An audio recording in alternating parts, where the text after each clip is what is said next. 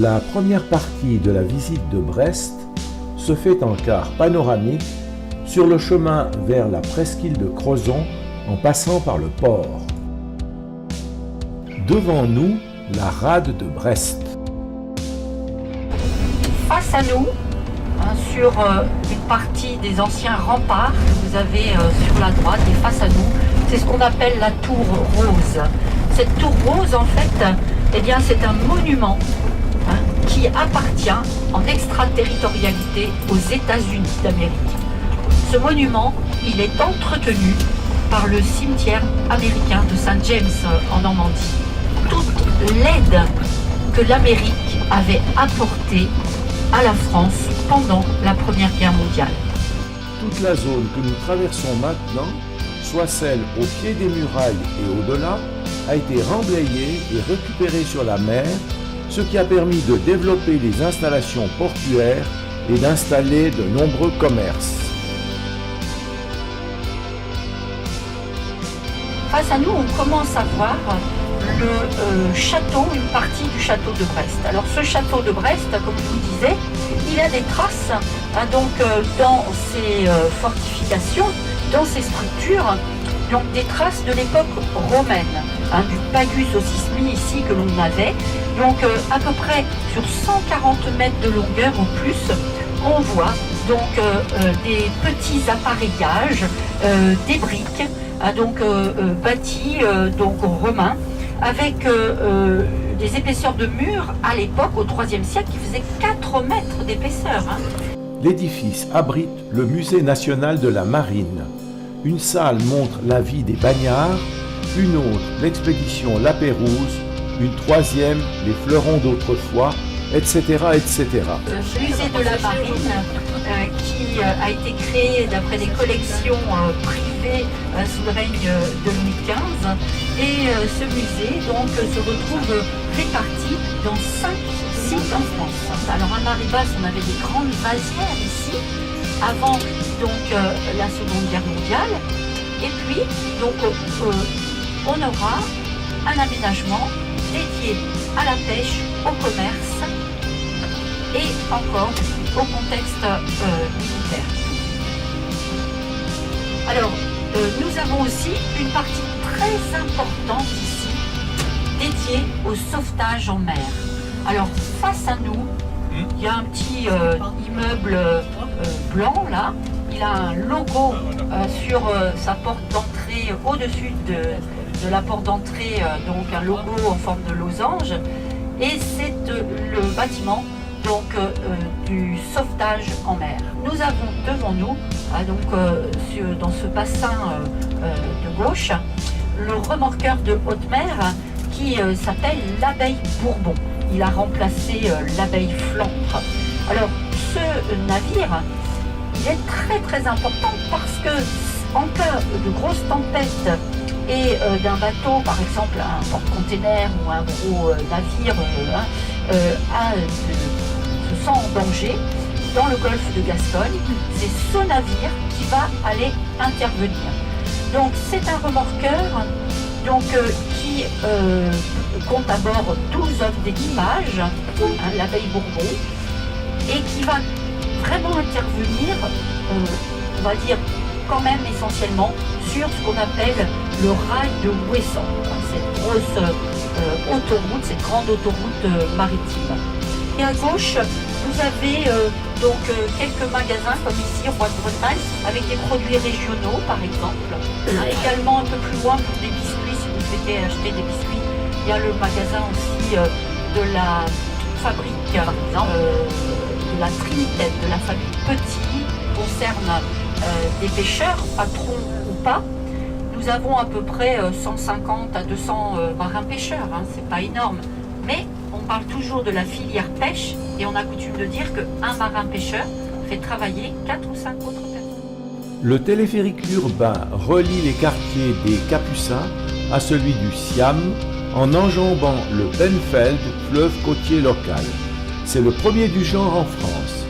Les 2 cabines transportent en moyenne 1200 personnes à l'heure, à raison de 60 par voyage, et se suivent depuis le 19 novembre 2016, date de l'inauguration.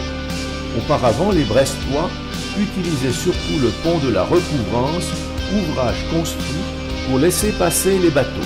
Ce téléphérique a été réalisé afin de redonner vie au quartier de la Recouvrance sur la rive droite du fleuve, autrefois quartier pauvre de marins et d'ouvriers. Le projet a subi de nombreuses modifications et revers financiers et techniques. Une particularité, les deux cabines se croisent l'une sur l'autre et non pas l'une à côté de l'autre. Il n'y a qu'un seul pylône.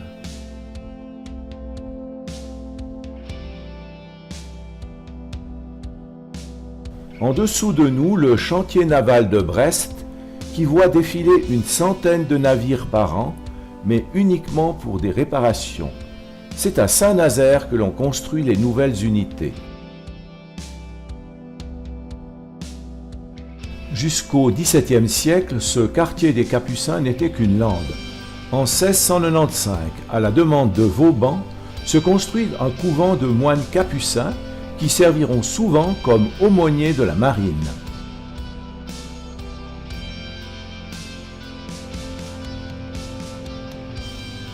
Au cours de la Révolution française, les Capucins sont expulsés et leurs terres confisquées par la marine, le couvent étant alors transformé en caserne.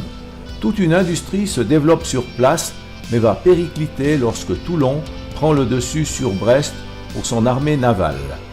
En 2010, la surface de 12 hectares est vendue à Brest Métropole, qui va peu à peu aménager ses friches industrielles de façon moderne, avec des appartements, des magasins, des bureaux, des logements pour seniors et étudiants. Ce plan se déroulera jusque dans les années 2022 si tout va bien.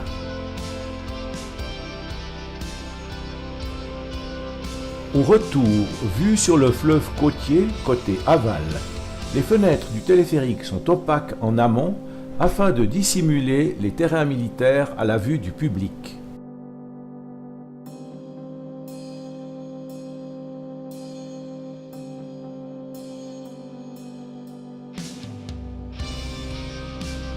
Autrefois rue Saint-Pierre, tracée par Vauban, elle se nomme aujourd'hui rue de Siam, la rue principale de la nouvelle cité de Brest, la précédente ayant été détruite pendant la Seconde Guerre mondiale.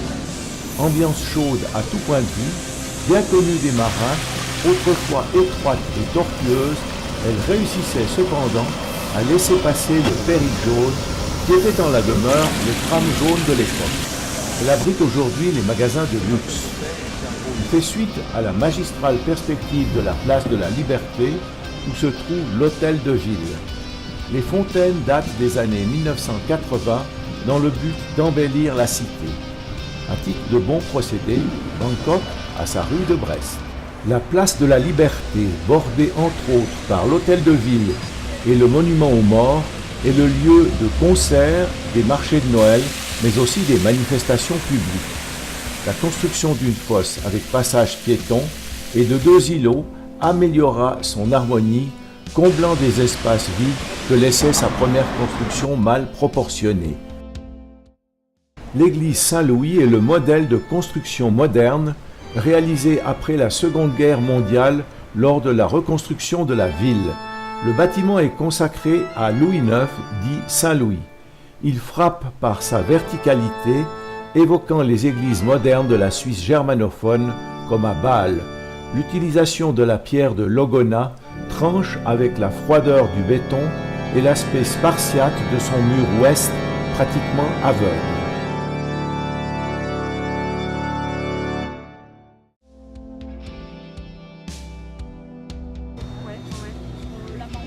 Alors il était installé donc sur un bateau. Quand c'est le type de canon qu'on avait sur les bateaux avant la guerre, quand les Allemands sont venus bombarder Brest pour s'y installer. Voici une autre vue sur l'embouchure du fleuve côtier, le Penfeld, et son animation maritime et automobile, le téléphérique, la tour Tanguy. Nous sommes dans les jardins du château.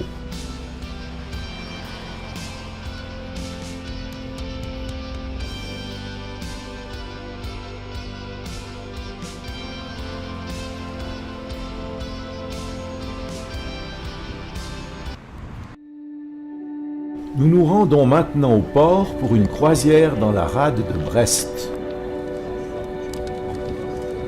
En face de nous, le remorqueur d'intervention L'Abeille Bourbon, un monstre de puissance. Par rapport à son prédécesseur, l'Abeille Flandre, il a 21 740 chevaux au lieu de 13 000. Une coque bien effilée, bien que plus large, assurant une vitesse optimale. La plage arrière plus arrondie fait mieux face aux vagues.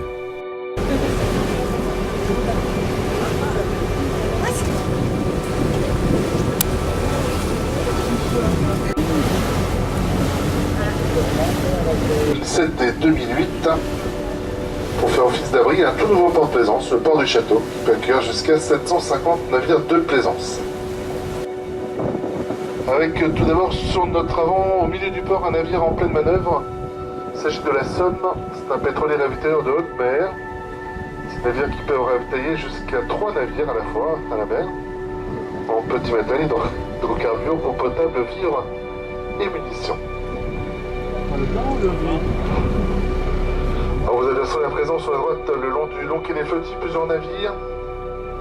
Alors on va commencer avec le premier navire, plus proche de nous, juste sur notre droite, à vue de l'arrière.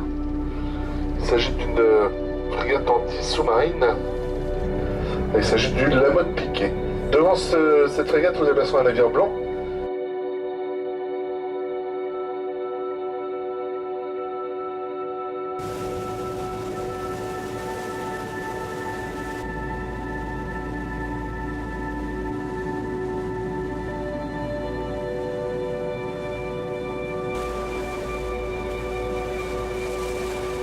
La seule communication entre la rade et l'océan ici qui porte à nom, c'est la mer d'Iroise. Ce morceau d'océan situé donc à la pointe Finistère, compris entre l'entrée de la Manche et le golfe de Gascogne, si vous préférez, entre l'île d'Ouessant et l'île de Saint. Et cette mer d'Iroise est d'ailleurs considérée comme étant l'une des mers les plus dangereuses de toute cette façade atlantique occidentale, dangereuse par rapport à ses forts courants et ses nombreux récifs. D'ailleurs, le mot Iroise est un mot celte qui signifie deux choses, la dangerosité et l'étroitesse. Une première pointe sur notre droite, c'est la pointe de Sainte-Anne-du-Panzy, qui est surmontée du phare du même nom, phare au dôme rouge au pied duquel se trouve le sémaphore qui réglemente l'entrée et la sortie des différents navires en rade de l'Ouest. Juste devant nous, Ménel jusqu'à Lens, au port de Belcamin.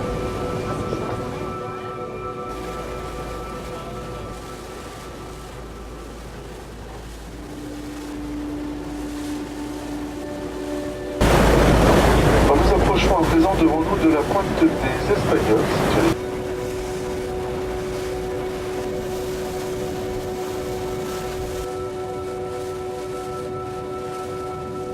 Surveillance policière. Il est en effet interdit de filmer les installations militaires.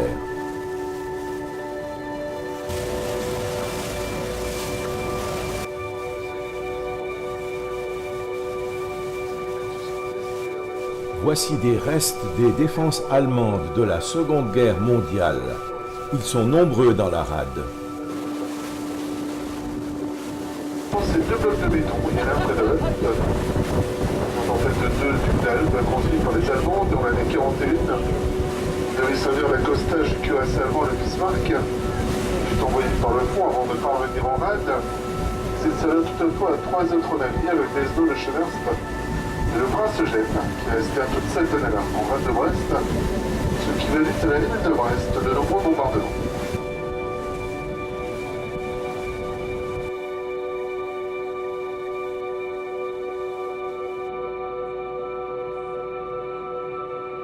Devant nous, le pont de l'Iroise, reliant Brest à la péninsule de Crozon, construit entre 1991 et 1995.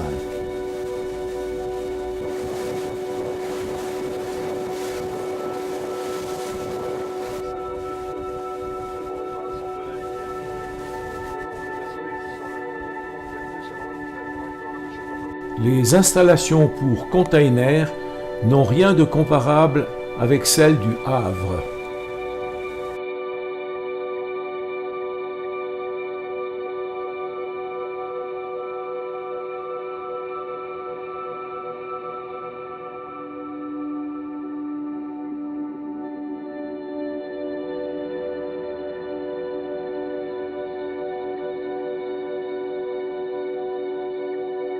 au bord du Brestois, la compagnie maritime de la Rade. Bonne fin d'après-midi, merci.